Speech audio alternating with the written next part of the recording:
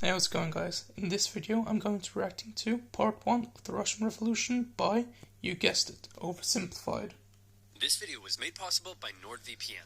Click on the link in the description below to get an amazing 68% off a 2-year plan. Also, commemorating the weirdest bromance in history. Get your new character pins and Russian Revolution merch available now. Link down below. Hey Jimmy, it's the 1800s, an exciting time to be alive. Why don't you get out there and rivaled only by the 2000s and the 1900s. This place is amazing. Where am I? Why, you're in France, my boy. Here we come up with wacky new ways of running a country. Liberty, equality, fraternity. It's not exactly new though. Welcome to the United Kingdom. The United States did it like a century ago. Aboard! Holy smokes! You're in a German factory, my friend. Here we harness fire and coal to create all these sexy Again, leaders. not unique This to is Germany. incredible. I can't wait to see where I'll end up next. Where am I? You're in Russia. Have I gone back in time? No, this is just how it is. Are you a farmer? Worse. Technically, my landlord owns me, which makes me a serf. I'm scared. You Which should is be, not as bad as a because I haven't eaten in slave. 4 days, and you look pretty tasty. Hey, Jimmy, how are your travels? I hate you! Why, it's not her fault Russia's like that. And besides, until then you're having a pretty sweet time. Underdeveloped and stuck in the past, while the rest of Europe had been modernizing and improving their citizens' lives. Russia's rulers were taking a different approach. My lord, we're falling behind the rest of Europe. It's time to industrialize, give the people rights, and share your power. Russian czars had no Pretty time sure for pathetic ideas like weapons liberty like that and did not exist modernization then. because they were too busy having the time of their lives, while the serfs were breaking their backs. That's in what led to the battles. abolition of the Czars French had all the monarchy. power, and Do they you didn't have ever to learn? listen to anyone. Want to run the country like a backwards feudal kingdom while the rest of Europe outpaces you militarily and economically? Go right ahead. Want to keep the people uneducated so they don't get any ideas? There's no one to stop you. Want to keep exporting grain even when there's a massive famine causing hundreds of thousands to die? That is your God-given right.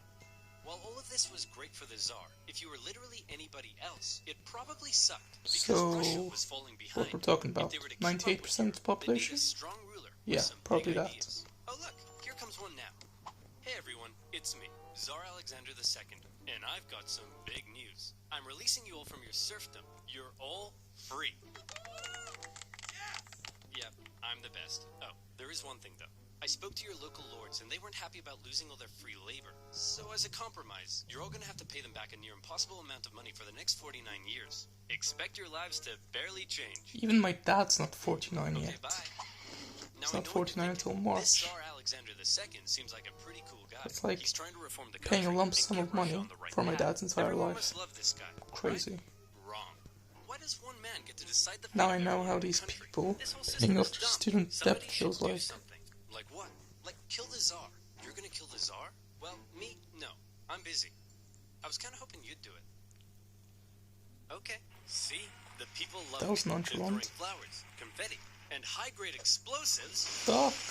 Okay, Nicholas, your grandfather has a Supposed to mild have case of ducked. being blown up by a terrorist, and he's not looking too hot. So we're gonna go say our goodbyes. Jeez, okay? I wonder No, why. It'll be too scary for him. Nonsense. It won't be scary at all. We're just gonna say a quick goodbye. Ready? Boy, look at me. The people did this to me, and one day they'll do it to you. See, wasn't scary at all. So Alexander predicted II the was future. dead, but luckily they had another Alexander lying around, Alexander III, and he felt his dad's reforms had weakened the Tsar's authority. Russia was massive, and as a result, had many ethnic minorities. Non-Russians? More interested in their own cultural heritage than in loving me? Isn't it great? So much beautiful culture and diversity in our great nation. Alexander thought all these minorities should be a little more Russian, and thereby loyal to him. So he Where have repressed I heard religious this minorities. before? He repressed non-Russians. He introduced the Okhrana, a secret police force that repressed anybody who thought having a czar was dumb. If Alexander II was the great reformer, Alexander III was the great repressor.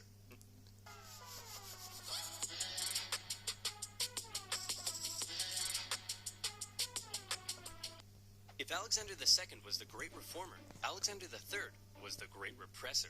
Now that's how you run a country. Hey, Dad? Ugh, great. It's my son Nicholas, who I like to call a girly girl because he's so weak and pathetic. When are you gonna grow up? You still look like a girly girl to me. But Dad, I grew a beard. Nice one, Yeah, might I an add. ugly girly girl beard. Nicholas was It to one may day not be as big as yours, but come on, man.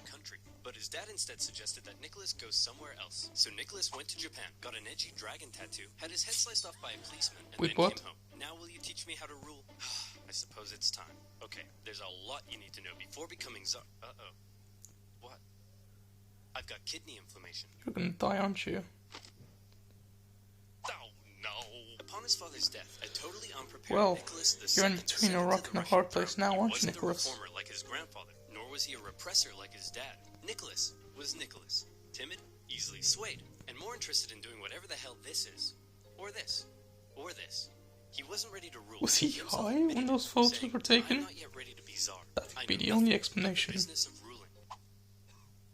Bit of an awkward time to bring it up. However, You know, Nicholas right? firmly believed that he was chosen by God to be Russia's big daddy. And while he doubted his ability to rule, he was going to give it his best shot. And hey, who knows? Maybe he wouldn't be so bad after all. To get things off to a good start, Nicholas promised free pretzels and beer to a huge crowd in Moscow to celebrate his coronation, so enticing a proposition to starving peasants that the ensuing stampede left nearly 1,500 people dead. What the hell happened? We're not sure, but you're Well, this is scheduled to go party with the embarrassing. French at 8 o'clock. Shouldn't I stay here out of respect for the people? When have Russian czars ever respected the people? Nicholas's decision That's your to go first party with the mistake. French immediately tarnished his image. Some were calling him Nicholas the Bloody. The czars had been partying hard at the expense of the people for long enough. They'd emancipated the serfs, but failed to lift them out of poverty.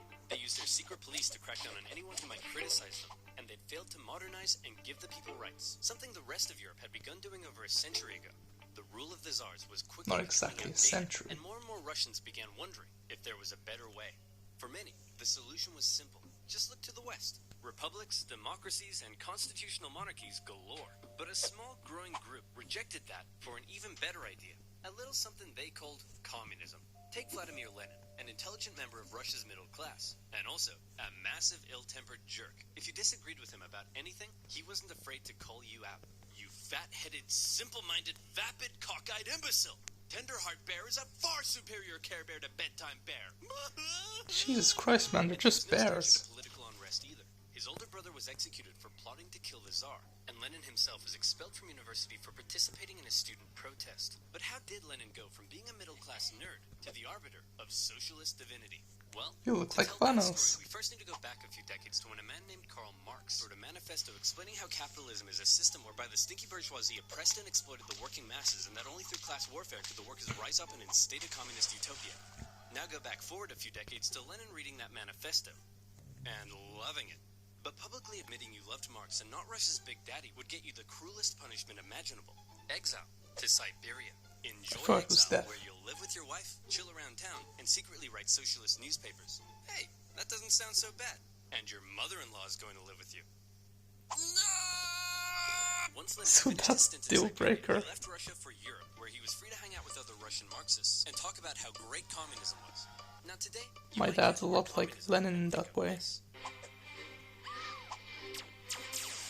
But that's not how intellectuals living under a tough czarist regime saw it. To them, communism promised a land where all were equal, where workers weren't exploited. Is that and where the- people like you what's his could name, get a Scorpion girlfriend. King? So Lenin joined a party of Russian communists living in Europe, and he founded a communist Wasn't he newsletter arrested that for was smuggled animal into cruelty Russia to or try something to like that? radicalize the people. However, I don't know. not everyone in the Socialist Party agreed with Lenin. In fact, they disagreed with him on a lot of issues, and Lenin was Can't so argue with that. uncompromising that he caused a split in the party.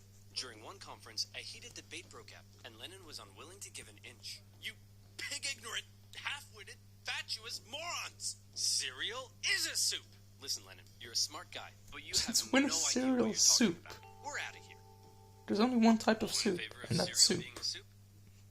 Hey, would you look at that? You guys We're are in the idiots. majority. So Lenin set up his own faction within the party he called the majority, or Bolshevik if you're speaking Russian. And the other faction became known as the minority, or Menshevik. And oddly, the majority were often in the minority, and the minority in the majority.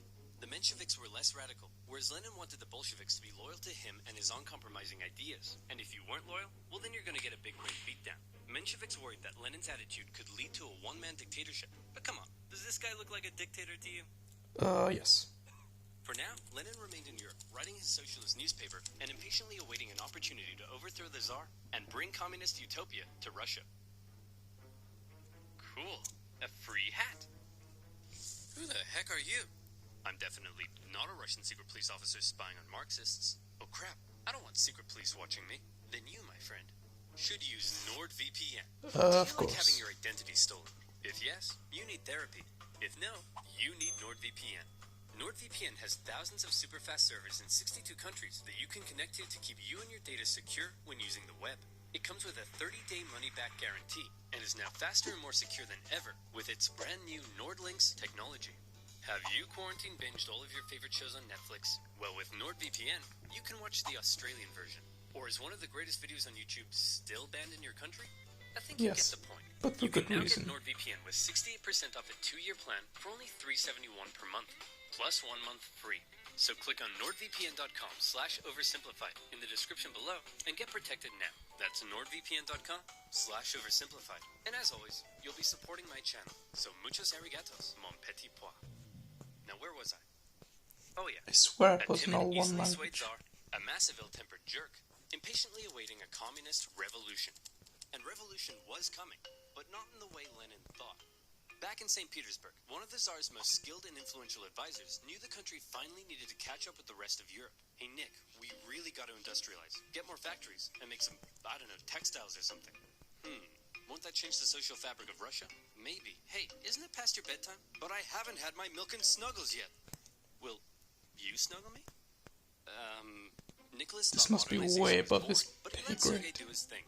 And do his thing he did. He borrowed some money and got Russia some sexy factories. And you know what sexy factories means. Sexy workers. Dirt poor sexy workers. Long hours, low wages, filthy disease-ridden factories. Sleep in overcrowded dormitories with all your stinky worker friends. Get your arms ripped off in a freak Russian doll accident. Conditions were terrible. But this growing working class wasn't about to take it lying down. They started to do what workers do best. Strike. Despite Sergei's efforts, people in Russia still weren't happy. Peasants were still poor, liberals still wanted reform, and now the workers wanted better working conditions. And the problem with being an autocrat is that when everyone's unhappy, there's only one person to blame. You. The people hate me. What do I do? Ooh, I know. Why don't we find a weak and pathetic nation to go to war with? We'll win easily, and everyone will love me again. Why don't we just try treating the people better?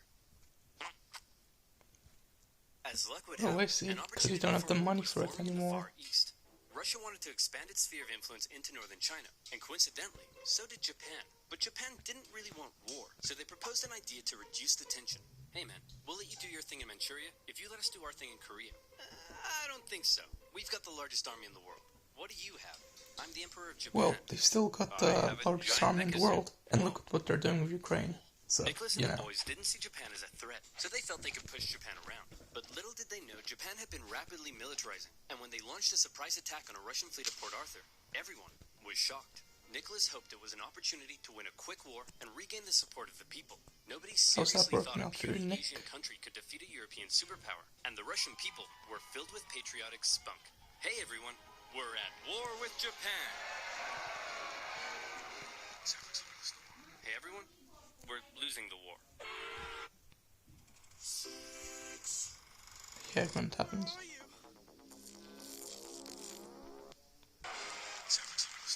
Hey everyone, we're losing the war. The Japanese won, an embarrassing defeat for Tsar Nicholas. Russia had enough problems, but now it had been internationally humiliated.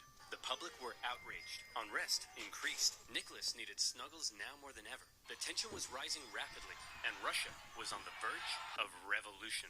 All it needed was one disaster to push it over the edge. And that disaster would come in January 1905 from an unlikely source, a handsome Orthodox priest named Father Gapon.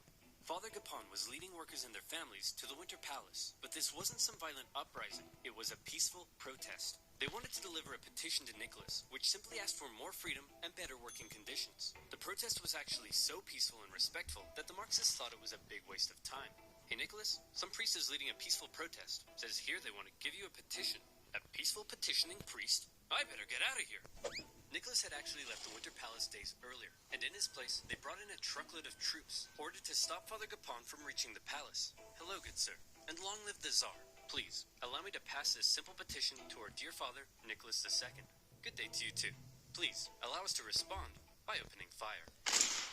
You didn't even have to let them get to the palace. You could have just taken the letter from them. Tragedy. Imperial soldiers opened fire on the crowd. Around 200 civilians died, 800 What more a were bunch wounded. of idiots. All they wanted was the opportunity to ask Nicholas to improve their lives. Instead, they were met with bullets. Nicholas didn't personally order the troops to fire, but as an autocrat, he got the blame. The event became known as Bloody Sunday, and Nicholas's reputation plummeted. Strikes erupted across the empire. Workers' demands increased. Liberals demanded political power. Peasants demanded land. The country was out of control, and the 1905 revolution had begun. Listen, Nicholas, peasants seizing my land and murdering my family I can tolerate, but illegally chopping Really? my wood, That that's you can tolerate? obscene. And the worse I treat my workers, the more they strike. I don't get it. Everyone relax. As long as the military is still on my side, there's nothing to worry about. Sir, the sailors are starting to mutiny. Well, my life just sucks. With Russia still losing to the Japanese, unrest was growing in the military, and some sailors had even taken to killing officers. Having the people against you was bad enough, but if the military joined in, it would be game over. To make matters worse, in October, workers and Marxists, including one Leon Trotsky, began setting up local elected councils called Soviets that coordinated strikes and supplied the workers. Sergei could see the writing on the wall. Things were going south fast, and he needed a big idea to save the Tsar. And luckily, he had just that. You see, all these angry people from different parts of society weren't really working together, meaning there was a weakness to exploit. Sergei wrote a manifesto that would give the liberals an elected assembly called the Duma. It took some convincing, but eventually, Nicholas agreed to share power and have his laws approved by an elected assembly. Hey liberals, here's your stupid manifesto. Happy now? We certainly are. But what about these guys? Aren't you going to give them what they want? Oh, goodness no. I was just going to kill them. With the liberals satisfied, just keep and after killing ending the war people, in Japan, Nick. the Tsar brought thousands of troops home, who then dismantled the Soviets, arrested their leaders, and crushed the peasant uprisings in the countryside. And how about that Find pesky that hard to parliament believe. Nicholas had agreed to share power with? Well, he then wrote a bunch of new laws, which basically said, hey, remember that manifesto I wrote and how you guys were going to approve my laws? Slight change of plan. Actually, I'm going to do whatever the hell I want, and you guys are going to shut up. What? The people won't stand for this. People? What people? You know, this is why people don't like you. And just like that, exactly. Nicholas had survived the 1905 you not revolution. realize that by now? But wait, a revolution? In Russia? Where was Lenin? Well, Lenin and his communist pals were still in exile. He tried desperately to radicalize the uprising, but all he could do was watch. As the movements failed to organize, the liberals sold out the poor, and the Tsar outplayed the people. Furious, he believed Russia had missed a great chance for a real revolution. From now on, he felt the only way left was an armed revolution by the workers. Watching the events of 1905 unfold, Lenin learned a lot. The Tsar, however, would prove to have learned nothing. After the 1905 revolution had failed, the Tsar's new top man was Pyotr Stolypin, and he had big ideas to prevent any more chaos. Step 1, reform agriculture. This'll make the peasants love you. And step 2, we'll kill anyone who doesn't. To discourage any more Great idea. What could go wrong? Began to crack down even Turns harder out on the Tsar's freaking opponents, and everything. thousands were sentenced to death. The noose even earned itself a new nickname, Stolypin's necktie. I don't get When it. a hanging device gets I named see, after you, 'cause it goes that's around when you my know neck. you're in trouble. That's so funny. But despite the oppression, many positive reforms You're were not also laughing being anymore, made, are and you? the Russian economy even began to improve. This was a problem for Lenin. If the people weren't suffering, then they wouldn't support a revolution. Still in exile and lacking funds, the Bolsheviks simply weren't in a position to do anything. Luckily, it was around this time that Lenin met an incredibly handsome Georgian with your second favorite historical mustache, Joseph Stalin. Lenin and Stalin met at a communist convention in Finland, and Lenin liked Stalin because he was a real go-getter and was great at fundraising for the Bolsheviks. And by fundraising, I mean kidnapping, robbing, extorting, bribing, ransoming, assassinating, prison breaking, stealing, bank raiding, executioning, and stealing again. Hey Stalin, the Mensheviks aren't so hot in all this stealing, but we still need money. So the next time you do a big heist, just do it quietly. Okay, quietly. Got it. If this isn't Joseph Rambo, I don't know what is. or Stalin's wacky John ethics Stalin, eventually got him exiled to Siberia, whichever one you but prefer. he established himself as a big balls Bolshevik. However, no amount of Bolshevik balls could stop what was happening. The Russian It is a rare gift, given to Oh, few, it's another one. earned by those who dare to do. The Russian economy was making a recovery. For the Tsar, things were looking up. This is great. All Nicholas has to do is sit back and not mess anything up. Hey everyone, big news. I'd like to introduce you to my new best friend. He's a crazy, drunken, beardy, horny, scandal-ridden magic wizard man, and he smells like a goat.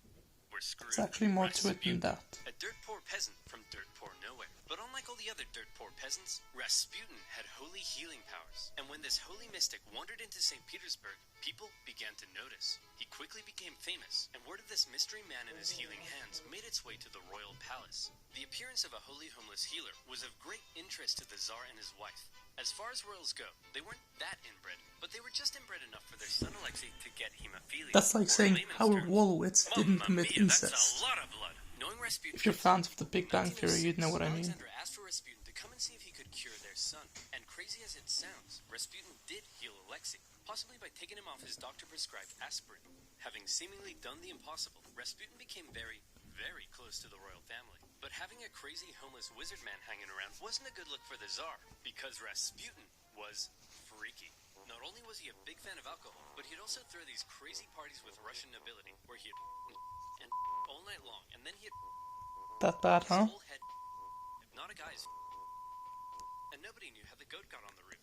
Initially, the Just press always a were goat. talking about Rasputin, but eventually the ban was lifted, and the tabloids went to town. The whole thing was a huge scandal, and everyone was freaked out that this guy was influencing the Tsar and his wife. Nicholas could have spent this period of relative peace improving his image. Instead, he spent it doing this.